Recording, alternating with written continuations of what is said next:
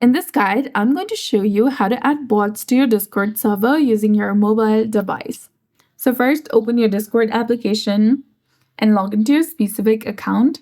Then navigate to the server where you want to add a bot. Well, there are many types of bots that can help with moderation, server statistics, and other functions. You'll need to exit the Discord app to add them on your mobile. So open your web browser like Google Chrome, search for Discord app directory, go to the official website of discord.com that is indicating Discord app directory, log into your account, and once logged in, tap on the search icon in the top right to search for any Discord bot that you want to add.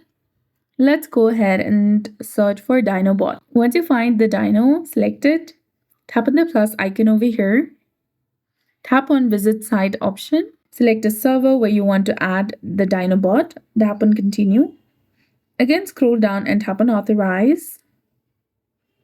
Go through a verification process and follow the on-screen instructions for the setup. Once the bot has been added to your server, you need to return to your Discord application. Go to the server where you just added a DynoBot. You can see the indication that DynoBot has been added to my testy server. And to learn how to use bot, you can often type a command like /help